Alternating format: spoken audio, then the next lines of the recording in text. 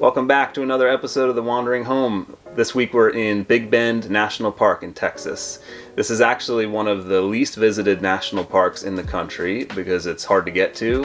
But if you can make it down here, it is absolutely worth it. So beautiful. We've had a great week here, although our week did not start off very well. So we had a super long day, a super long travel day. We almost ran out of fuel in the middle of the desert. We finally got to our destination, our RV park, and there were clouds, millions of gnats, biting gnats, just swarming everywhere. Look at all the gnats.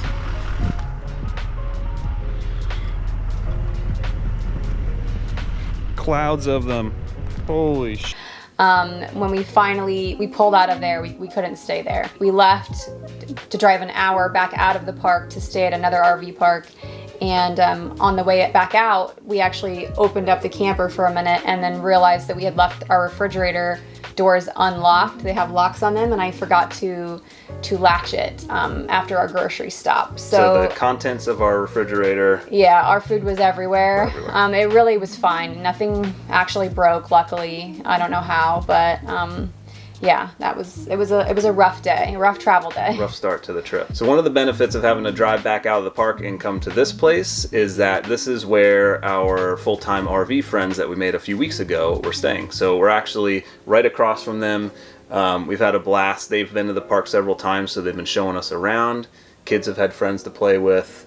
It's been really nice just to have some company. So we're going to be caravanning with our friends for the next few stops. We've decided that if you're living on the road like this, it gets lonely. So when you find some friends, you've got to latch on to them. Latch on, yep. Don't ever let them go. So our first couple of days here were very eventful. The weather was nice and cool, so we took advantage of that, and we did some hikes for the first couple of days, and we were out all day, every day, from morning till like after dinner time. So let's run through some of the sights that we saw while we were here. This park is so big, you could probably be here for 6 months and not see everything that there is to see. So this is just a small handful of things, but we went to what we thought were some of the best spots. So we started off at the Sotol Overlook, which is right by Boquilla Canyon. Boquilla is a village right across the border in Mexico right there. And it's right on the Rio Grande, which is, it was a really beautiful spot to start off. The second day, we took a longer drive and we went to an overlook where you could see Santa Elena Canyon, and that was our destination for the day. So you stop about 20 or 30 miles shy at this overlook, and you can see the canyon from really far away, and it looks really tiny and insignificant. And then you drive the 20, 30 miles to get there, and when you arrive, it's like magnificent. 1,100 foot tall cliff faces and the Rio Grande running through it. It was absolutely beautiful. The hike was a little bit tough for the kids.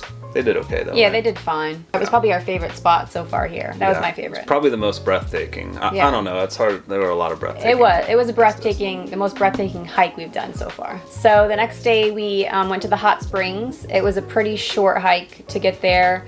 On the way, you could see some like petroglyphs on the rock wall, and that was pretty cool. Yeah, the hot springs were super relaxing. We got lucky and it was only mildly crowded. I've seen some pictures where it's like packed with people. Yeah, we went there pretty early, so it wasn't too bad. The following day, me and the dad from the full-time RV family and their older kid, their son, went to do the Emery Peak hike, which is like the highest point in the park. It's about 8,000 feet elevation.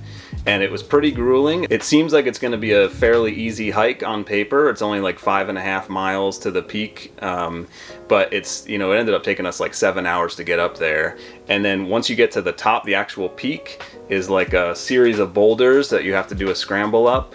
And it was pretty sketchy. I'll be honest, I was like pretty terrified. Like right over the edge of some of these rocks you're climbing up is a few 1,000-foot drop straight down. The next day we went to the fossil discovery exhibit and we checked out some fossils. The kids got to do a little dinosaur activity, and we learned a lot of cool information about different fossils they found in this park. Yeah, apparently this has been like a really big location for finding dinosaur fossils. I wasn't really aware before we got here. And then today, this is actually the second to last day of our trip. We just had a few minutes to sit down and make the video, so we'll probably do something else tomorrow. But today we went to Mule Ears, which is it's another is it a mountain? I don't know. It's like, it's two peaks next to each other from a distance. It looks like Mule Ears. Pretty cool. It's got a really long trail that runs to it, so we just did a quarter mile of it and came back with the kids. It's pretty hot out today, but another really cool site. So this video is getting long, just like this week has been long and very eventful. So let's go ahead and jump into the lessons learned. So lesson 1, we already had like a quarter tank rule as far as fueling up. Like, don't let it get below a quarter tank because you might not be able to find another gas station. From now on, when we're in a place that's remote like this, it's going to be a half tank rule. because we passed the gas station at about half a tank and we almost ran out of fuel. We were probably about 10 miles from running out of fuel. Another lesson we've learned is to have a backup plan for a location that you're going to stay, just in case that spot doesn't work out for you for whatever reason, like it did for us this time. Just in case you run into clouds of killer gnats. Why are there so many gnats? All right, lesson 3 that we learned the hard way on this trip. When you're going into the desert, you got to moisturize often. We were both skin cracking, dehydrated. We're drinking tons of water, but it didn't really matter. And so I want to make the first plug ever on this channel, which is I have a close family member who owns a skincare company. It's called Savvy Fit Soaps. It's all natural ingredients. All of his products are amazing. Soaps, deodorant, lotions.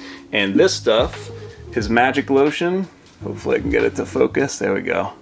This had our hands like completely remoisturized within like the first time of using it. Yeah, overnight. And the other lotion wasn't working at all. So I think that says something about this magic lotion. So if you want to try out some of their products, check out their website. It's savvyfitsoaps.com, savvy with 2 V's. And he gave us a code for anyone who's watching the channel to use. It's just HOME, H-O-M-E. You get a 10% discount. So that's it for this week. We have a lot of cool spots coming up, a lot more videos coming your way. And we just want to say thank you so much for watching the channel. We really appreciate you guys joining us on this trip. And if you're new to the channel, of course, subscribe so you can see more videos in the future. And we'll see you soon.